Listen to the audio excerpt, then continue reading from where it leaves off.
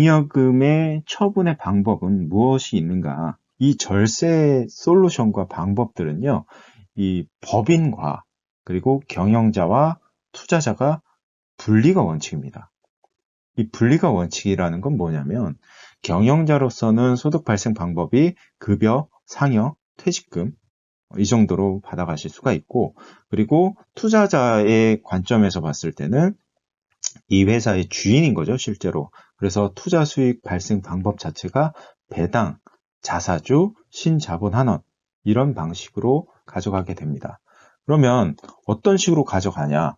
법인을 우리 경영자, 우리 대표이사, 사내이사, 감사가 경영을 하고 그 다음에 결산을 하죠. 결산을 한 다음에 요 남는 순이익, 요게 바로 당기 순이익, 요게 바로 쌓여서 미처분 이익 잉여금이 되는 겁니다. 근데 요 자금이 아까 제가 첫 번째 미처분 이익 잉여금의 정의를 말씀드릴 때 세법상은 주주의 몫이다라고 말씀드렸죠. 그래서 이 순이익이 오로지 투자 수익에 대한 분배는 주주들에게 이루어져야 된다라는 거. 그럼 잉여금의 엑시트 방법에는 무엇이 있는가? 저는 한 6가지 정도로 말씀을 드립니다. 그래서 보수, 배당, 자사주, 퇴직금, 그리고 산업자산권, 그리고 최근에 저희가 많이 하고 있는 신자본환원, 이런 부분에 대해서 6가지 정도로 말씀을 드릴 거고, 일단 이 부분에 관련해서는 세율이 굉장히 중요한 것 같아요. 보수에서는 급여하고 상여가 있죠. 그래서 종합소득세율이 최대 45%까지 가고, 그리고 이 보수가 급여가 올라감에 따라서 이제 건보료까지 상승을 하게 되는 그런 문제점이 있습니다. 그래서 일반적으로는 가장 많이 사용하고 있는 방법이고 이렇게밖에 활용을 못하고 계시는 거죠.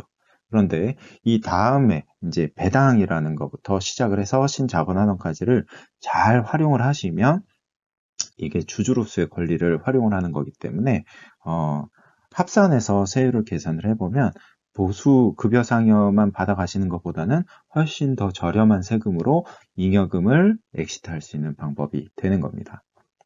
그래서 두 번째 배당 같은 경우에는 2천만 원까지는 분리해서 과세를 한다라고 해서 분리가 됩니다. 그래서 2천만 원까지는 15.4%의 세금이 종결이고 2천만 원 이상 되는 부분에 대해서는 보수 받았던 부분에 대해서 합산이 돼서 종합소득 과세를 해서 또 건보료까지 부과가 되는 그런 시스템입니다. 그래서 2천만 원까지는 세금이 별로 없기 때문에 이걸 잘 활용을 하시면 좋을 것 같고요. 그리고 자사주 매입에는 양도와 소각 이 두 가지가 있습니다. 그래서 일반적으로는 자사주 매입이라고 부르는 것 자체는 양도입니다. 그래서 내가 가진 주식을 우리 법인에다가 매각을 하는 거죠. 그래서 내가 10,000원에 취득을 해서 20만 원에 팔았다 라고 하면은 19만 원 차액에 대해서 양도소득세를 납부를 하는 겁니다.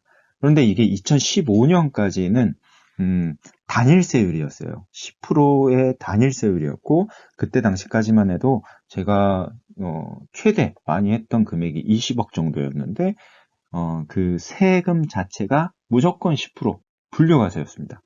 예, 무조건 10%였고 이게 다른 소득과 합산이 안 되기 때문에 굉장히 활용을 많이 했던 그런 방법이었죠. 그래서 2016년 1월 1일부터 이제 그 세금이 변화하면서 현재는 일반 주식의 양도소득세 20에서 25%, 그리고 지방세까지 하게 되면은 22%에서 27.5%까지 이렇게 상승이 되어 있는 상태입니다. 근데 이 지금 말씀드린 거는 단순하게 자사주 매입 형태를 말씀을 드린 거고, 이게 예전에 단일세율 10%에서 지금 현재 세율까지 올라오게 되면서 다양한 방법들이 솔루션을 이제 개발을 한 거죠. 그 중에 하나가 우리가 많이 알고 있는 이익 소각입니다. 이익 소각이라는 거는 내가 가진 주식을 회사에다가 팔면서, 여기까지는 자사주예요. 이 자사주 된 이 주식을 내가 자본금하고 같이 소각을 시킬 것인지 아니면 이익 잉여금하고 같이 소각을 시킬 것인지 이 둘 중에 하나를 선택을 하게 됩니다. 그래서 대부분은 자본금의 변화가 없으면서 이익 잉여금을 줄일 수 있는 이익 소각에 대해서 선택을 하는 거죠. 그런데 이게 왜 이슈가 되고 세금이 없었냐라고 하는 거는 배우자의 증여공제를 활용을 했기 때문입니다. 배우자 간에는 서로 상호 간에 6억에 대해서 공제 금액이 있기 때문에 이 부분을 활용을 해서 배우자에게 증여를 하고 그 다음에 법인에다가 이익 소각이라는 방법을 통해서 매각을 하는 거죠. 그래서 지금 현재는 이익 소각에 대해서 과세관청에서 굉장히 예의주시를 하고 있고 조금이라도 잘못하게 된다라고 하면은 의제배당이라고 해서 세금을 과도하게 부과를 하는 그런 행태에 지금 와 있습니다. 그런데 이걸 안전하게 하는 방법은 제가 지난 방송에서도 간단히 언급을 드렸었는데 최대한 증빙을 많이 만들어야 되고 이 주식을 가지고 있는 사람들이 모두 인지를 하고 있어야 되고 그리고 이 주식을 팔았을 때 내가 예를 들어서 법인 대표님께서 배우자분에게 주식을 증여를 하고 팔았다라고 하면은 그 자금이 배우자한테 들어갈 거 아닙니까?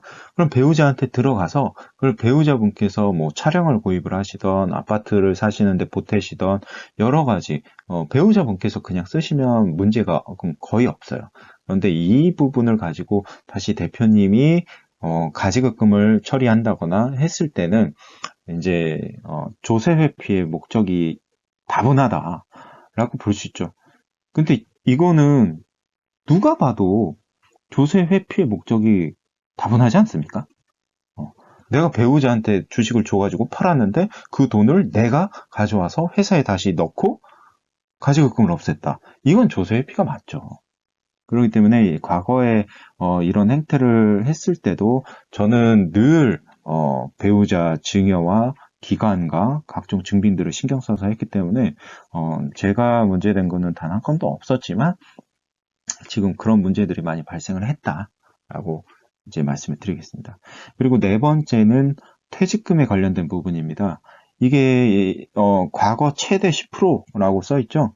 과거 최대 10%는 2015년도 이것도 2015년도입니다. 그때 굉장히 이슈가 많았어요. 2015년도가 거의 뭐 자사주도 마찬가지고 퇴직금도 마찬가지고 여러 가지 부분들이 세율을 마지막으로 최대한 활용할 수 있는 마지막 방법이었죠. 근데 그때 퇴직금의 최대 세율이 10%였습니다.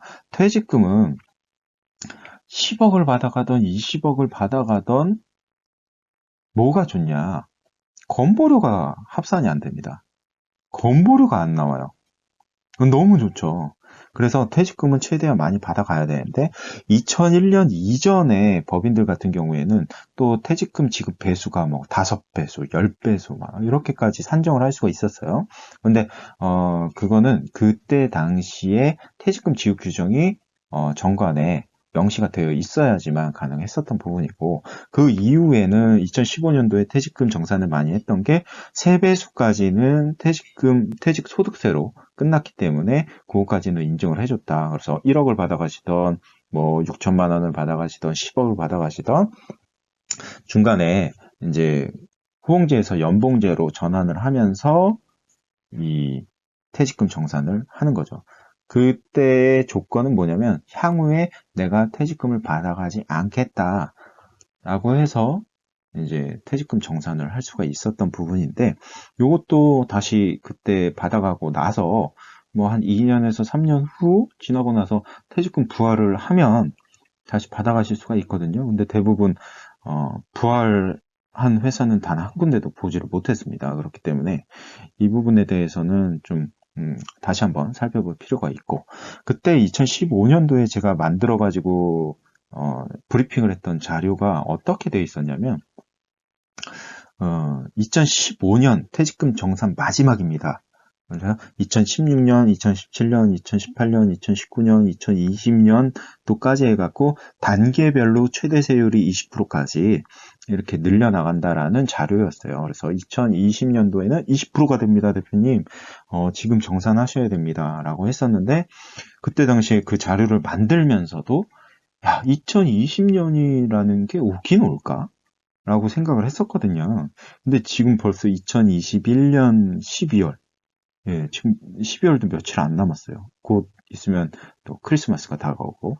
그래서, 참 시간이 빠르다. 그러면서 여러 가지 법에 대한 변화가 있었기 때문에 이 예전에 제가 컨설팅 했던 것들을 생각하고 그때처럼 법이 돼 있다라고 하면은 지금 엄청난 절세를 도와드릴 수 있을 것 같아요.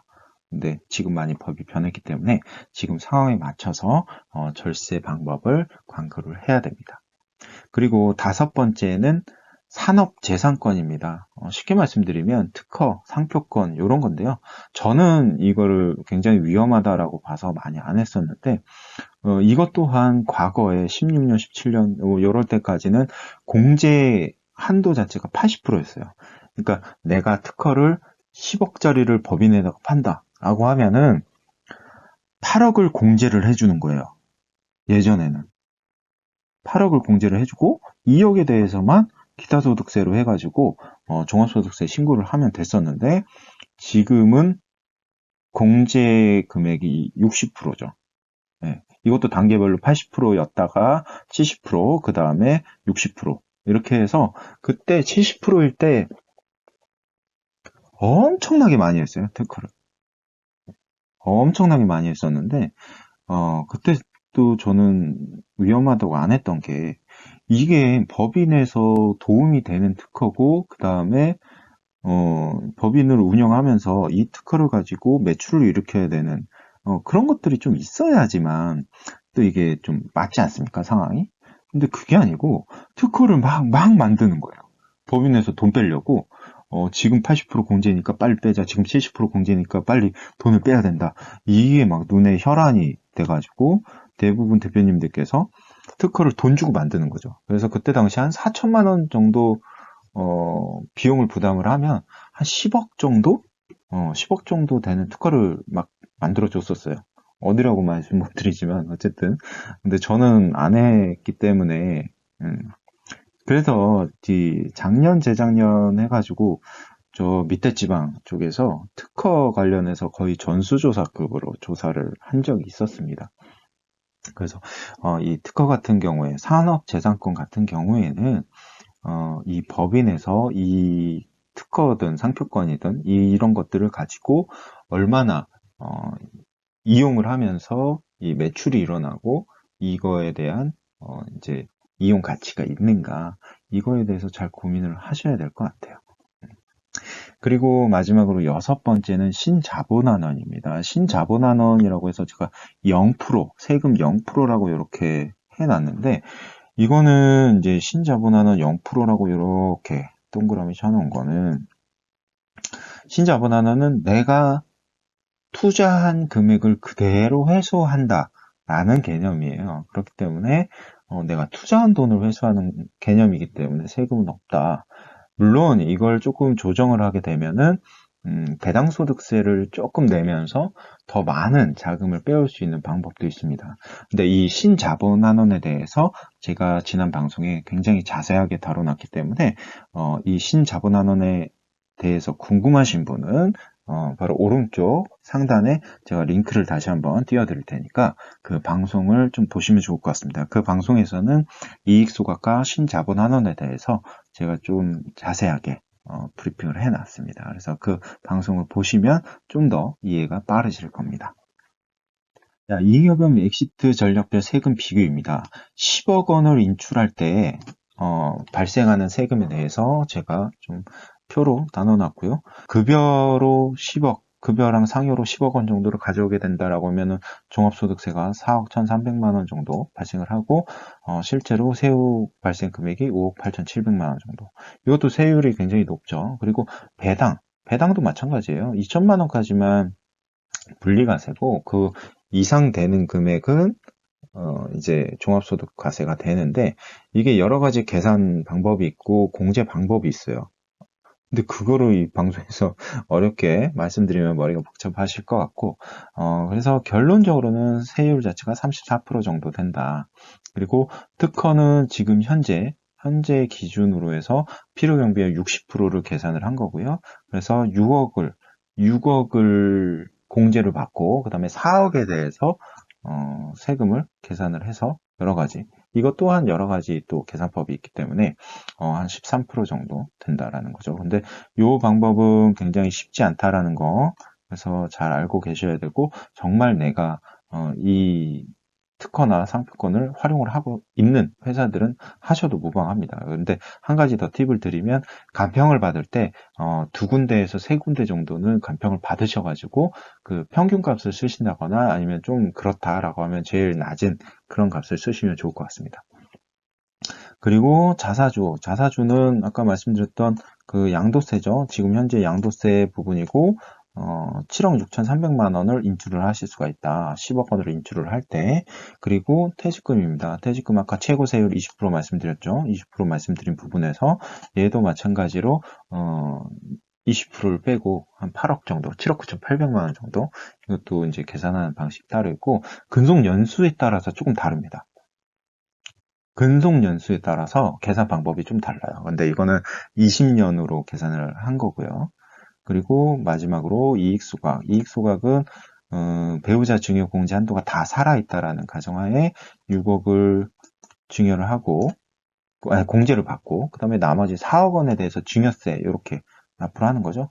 증여세 이렇게 납부를 하니까 10억 원을 인출하는데 6.7%의 세금으로 인출을 한다. 이야, 이거 진짜 대단하지 않습니까?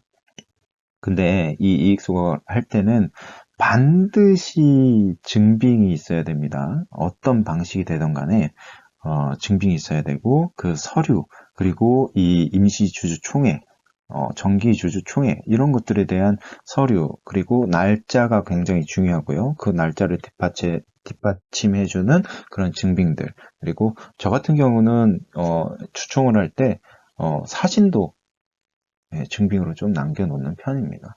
그 날짜에 찍은 사진. 그래서 이런 부분들을 잘 활용을 하셔가지고 움직이시면 좋을 것 같고요. 그리고 신자본환원은 뭐 방송을 보시는 대표님들은 보시면 좀 더 좋을 것 같고 신자본환원은 자본금 규모가 큰 회사가 유리하다. 그래서 엑시트 금액이 10억이다라고 했을 때는 자본금이 최소 10억 이상은 돼야겠죠. 그래서 내가 투자한 금액으로 회수한다는 개념이니까 그래서 10억을 엑시트할 때 세금은 없다라는 거. 그래서 이 부분에 대해서 자세하게 보고 싶으시면 제 지난 방송 보시면 좋을 것 같습니다. 급여 배당을 좀 설명을 드릴게요. 급여랑 배당의 이제 표예요. 급여랑 배당 표인데, 요거는 이제 그 임원 소득 디자인을 할 때 좀 저희가 쓰는 자료고요. 1억 원 정도를 급여를 받아간다. 대부분 제가 만났던 대표님들의 평균 급여가 1억 정도였어요. 그래서 1억 원 정도를 급여를 받아간다라고 했을 때, 실제로 공제받고, 뭐 병원 가고 등등등 해서 실제로 납부하시는 세금이 16.21% 정도. 그래서 법인에서 1억 원을 급여로 엑시트하는데 16% 정도의 세금을 납부를 한다. 근데 이거를 조금만 우리가 생각을 바꿔보자 이거죠. 왜? 배당이라는 게 있으니까. 그래서 배당을 활용하기 위해서 급여를 이렇게 5천만 원으로 줄입니다. 5천만 원으로 줄이고 그 다음에 똑같이 1억을 엑시트해야 되니까 배당을 5천만 원을 받아 가셔야겠죠? 그래서 이 세율 계산은 평균 세율을 쭉 계산해 봤더니 12.01%로 약 4.2% 정도의 절세 효과가 일어납니다. 근데 여기서 계산 안 한 게 또 있어요. 1억 원일 때와 5천만 원일 때에 그 법인에서 부담하는 그리고 대표님께서 부담하는 건보료, 갑근세가 굉장히 많이 줄어들게 됩니다. 그래서 이 부분을 잘 활용을 하시면 좋을 것 같고요. 그리고 정률배당입니다. 정률배당은 지분을 미분배했을 때와 지분을 분배했을 때의 세금 차이를 간단하게 좀 설명을 드리면 대부분 대표님들이 지분을 100% 보유하고 계시기 때문에 예전에 차등배당이 가능했었기 때문에 자녀분들한테 지분 1% 정도만 남겨놓고 여러 가지 배당 활용을 했었는데 지금은 그게 아니죠. 정률배당 을 해야 되기 때문에 지금 현재 트렌드는 지분율을 만드는 게 트렌드입니다. 그리고 법인 자금을 2억을 엑시트한다. 그러니까 기존의 급여를 1억을 받아가시는 대표님들 기준으로 봤을 때 1억 정도를 배당을 받는다라고 보면 총 2억을 엑시트하는데 토탈 세금이 배당소득세 플러스 종합소득세 다 합산해가지고 4,426만 2,900원 정도의 세금을 납부를 하십니다. 근데 이거를 지분을 분산을 시켜가지고 대표님이 40%, 배우자분께서 20%, 자녀 두 분이서 20% 이렇게 분산을 시켰다. 라고 해서 배당을 토탈 또 1억을 받아간다? 대표님 급여는 그대로 1억이죠. 그럼 똑같이 법인에서 2억이라는 자금을 엑시트를 하는데 토탈 세금이 3,432만 8,250원입니다. 물론 이제 자녀분들 같은 경우에는 요 2천만 원씩 받아가는 게 또 분리과세 안에 다 들어와 있는 부분이고, 그리고 그런 2천만 원이 아니더라도 소득이 없는 자녀분이나 배우자분들 같은 경우에는 1억 2,700만 원까지는 15.4%의 세금이 종결입니다. 물론 조금 초과되는 부분에 대해서는 건보료가 조금은 부과가 되겠지만 일단 배당 소득세 자체는 그렇습니다. 종합소득세율 합산해가지고 15.3%의 끝입니다. 그래서 그것도 잘 활용을 하시면 좋겠죠. 그런데 여기서 2억을 토탈 엑시트하는데 세금 차이가 뭐냐, 1억을 배당한다라고 했을 때 지분율 변동만으로, 지배 구조의 변동만으로 993만 4,650원 정도씩 매년 절세를 할 수 있다는 거예요. 그러니까 굉장히 절세 효과가 큰 거죠. 그래서 이렇게 좀 배당 활용하시면 좋다. 자사주 이익소각입니다. 자사주 이익소각은 투자지분 해결, 가업승계, 잉여금 정리, 가지급 해결하는데 좀 활용을 많이 하고요. 이 부분을 간단하게 설명을 드리면, 내가 자본금 3억짜리 회사를 처음에 설립을 해서 운영을 한다. 근데 지금 현재 시가, 주당 가치가 32만 6,827원 정도 이렇게 보유를 하고 있고, 이 회사의 전체 기업 가치 자체가 이제 98억 정도로 상승을 해 있는 상태입니다. 실제로 제가 했던 회사고요.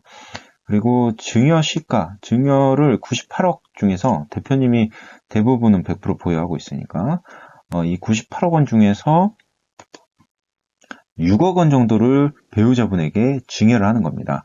그러면 이제 사전에 증여하신 재산이 없다라는 가정하에 여기 6억까지는 비과세고요. 그래서 이 6억 원 상당의 주식으로 증여를 하는 거고, 요 증여받은 요 6억을 어떻게 하냐?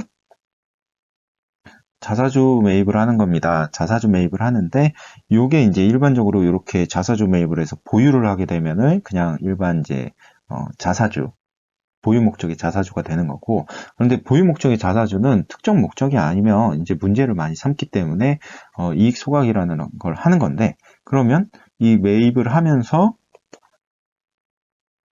바로 이렇게 이익 잉여금에서 6억 원을 인출을 하는 거죠. 그래서 이 6억 원을 인출을 해서 요 배우자분께서 6억 원을 이렇게 받으시겠죠? 6억을 받아서 요 6억을 요 배우자분께서 쓰셔야 됩니다. 근데 여기서 6억이 또 이렇게 간다? 야, 나는 이익잉여금을 6억 원을 줄였어. 그리고 나는 세무조사 맞을 거야. 이거예요. 이러면 안 되고요. 일반적으로는 그렇게 많이 생각들을 하시는데, 배우자한테 내가 6억 주고 6억 받는 게 뭐가 문제냐. 근데 사실상 그거 법적으로는 문제가 없어요. 근데 그냥 조세회피가 눈에 너무 보이지 않습니까? 이건 아니죠. 그렇죠? 그래서 저는 이 자사주 이익 소각에 대해서는 좀 더 안전하고 증빙들을 다양하게 만들어 놓고 그렇게 하시는 게 좋을 것 같다. 지금도 대부분 세무사님도 회계사님들이 뭐 조사가 나와서 의제 배당을 받았네, 뭐 어쨌네, 위험하네. 아이고, 그건 진짜 이 이익 소각의 구조 자체를 모르시는 분들은 위험하다고 말씀을 하시는 거고, 대부분은 안전하게 증빙을 잘 만들고 하면 전혀 문제가 없습니다. 궁금하시면 문의 남겨주시면 좋을 것 같습니다. 그래서 이 6억 원으로 여러 가지 가지급금 상환을 한다거나, 가지급금이 대표이사님 앞으로 되어 있다라고 하면은 사전에 배우자분이 주식을 보유하고 있으면 그렇게 좀 반대로 이익 소각을 해서 좀 활용을 할 수가 있겠죠. 신자본환원입니다. 액면가 만원에 주식수 15만 주에 자본금 15억짜리 회사고요. 여기서 주목해야 할 거는 주식의 95% 정도를 소각이라고 말씀을 드리는데, 이건 내가 투자한 부분을 회수한다라고 개념을 잡으시는 게 가장 좋습니다. 그래서 주주 5분이서 60%, 10%, 10%, 10%, 10% 이렇게 100% 보유하고 있고, 이 15억에서 약 14억 2,500만 원을 인출하는데 세금은 없다. 그래서 소각 후에 주식수 자체가 이렇게 7,500주만 남는 이런 상황이 만들어지는 거고, 주목해야 할 거는 여기서 이 처음 지분율과 마지막 지분율이 같다라는 거. 그렇기 때문에 증여 이슈가 없고, 그리고 내가 투자한 액면가 10,000원에서 10,000원으로 회수를 하는 거기 때문에 의제 배당에 대한 부분도 없다라는 거. 그래서 잉여금 14억 2,500만 원을 엑시트하는데 실행하는 데 있어서는 세금이 없다 라고 말씀드리겠습니다.